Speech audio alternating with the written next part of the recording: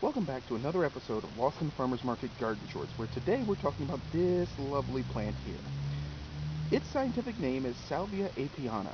Its common name is white sage, but its more differenter common name is sacred sage. That's what everyone pretty much knows it as. It is in the Lamiaceae family, which means it is in the mint family. It is a hardy perennial once established. However, it doesn't like having its roots messed with, so plant it where you intend to keep it, nowhere else.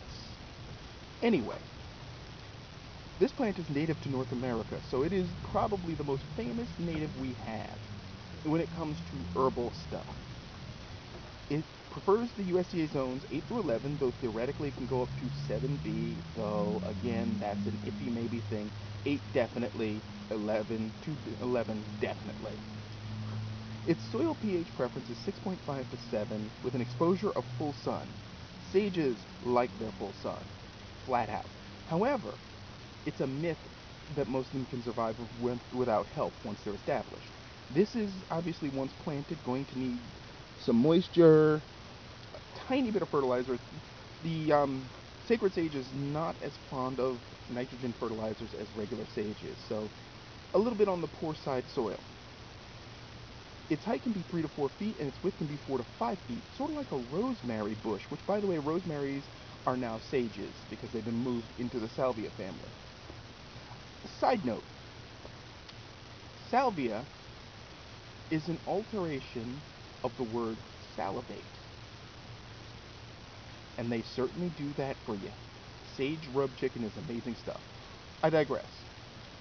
Now, technically the term sacred sage refers to one of three native plants, Artemesia tridentata, Salvia apiana, and Salvia mellifera. Now, in order, now I should point out, some sources actually add Salvia clevelandii in place of the Artemisia. However, Artemesia tridentata is actually sagebrush, the sagebrush you see everywhere. It's the actual sagebrush. It's called that, which is interesting, really. Salvia apiana is white sage, and Salvia mellifera is black sage. I would love to get the two growing here at the same time so I could be like, racial harmony. And then people are like, you tried too hard, kid. But anyway, so, knowing that, sometimes they add salvia, sometimes they say cedar's part of it, but the three I know of are the three I've listed. Now, sacred sage is an abused resource, as collectors have eradicated, by illegal harvesting, patches of wild populations. It's getting harder and harder to find in the wild, and this is a legally cultivated specimen, as are all of the specimens in the test garden. We don't help that eradication or endangerment of plant and animal species here. We don't do that stuff. Now, white sage itself can be used in culinary stuff just like you'd use common sage, but in lower amounts due to the thujone content, which thujone is, if I recall correctly, the same stuff that gave wormwood its bad reputation, even though it wasn't really justified. Oh, and totally back to that last point,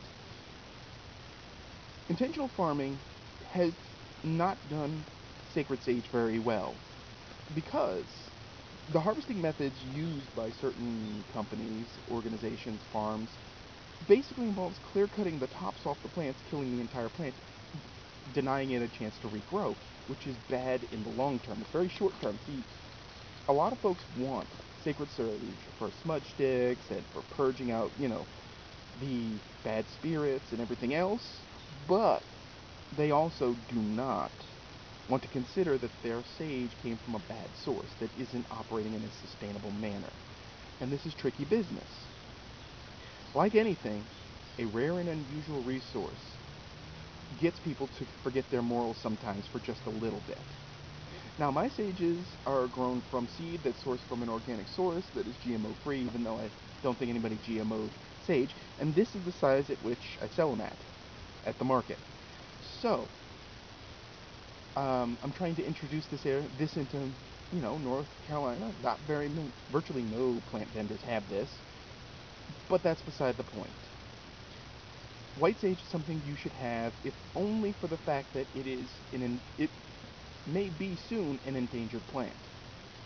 Every person who gets a legal plant and cultivates it is keeping it from going extinct in the wild.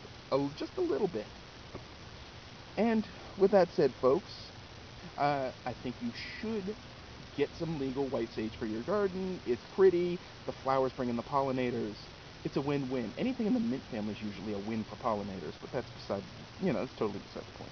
As always, folks, if you like this episode, please hit the like or subscribe. If you have any comments, any thoughts about sagebrush, what you do with not sagebrush, white sage, what you do with it, please leave comments. Don't forget to hit up the blog. We're doing this lovely Forge Weed series. Last week we covered Horrible Thistle, which sounds like a metal band name, really. Anyway, thank you for watching, and stay tuned for the next episode.